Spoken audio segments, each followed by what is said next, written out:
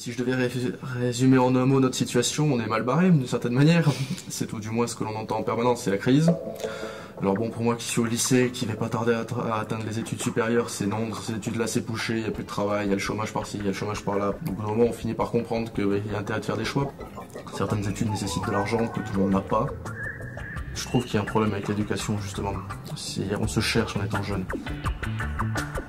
Vous suivez cette route, vous en sortez pas et tout se passera bien. Vous savez pas où vous allez, on le sait pas non plus, mais on y va. Dans un lycée, impossible que nos professeurs nous entourent.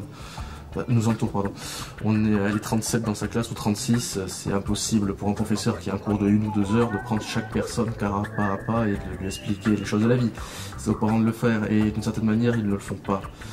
Le taux de divorce a explosé ces dernières années, les familles sont déchirées entre elles, il n'y a aucune cohésion, donc les enfants le ressentent et il y a un ras-le-bol qui se fait sentir dans la société.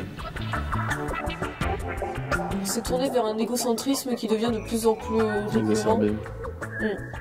Je veux dire, j'ai rencontré des enfants qui avaient été violés, il leur a fallu 3-4 ans pour s'en sortir, ce qui est énorme dans des situations comme ça qui sont catastrophiques.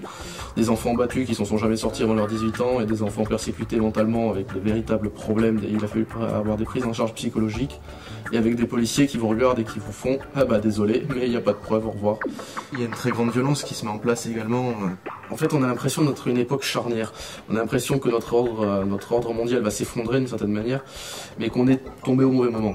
Donc au niveau de l'économie c'est catastrophique, quel que soit le pays à peu près, c'est pas que la France.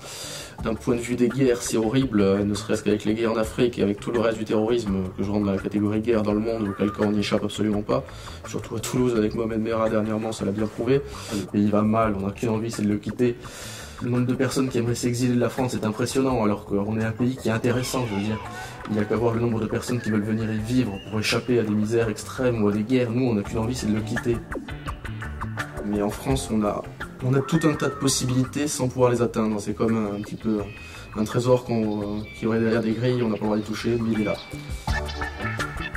On n'a plus d'envie de faire la société, liberté, égalité, fraternité, ça ne signifie strictement rien pour nous, ces trois petits mots qui sont là pour le cours d'histoire.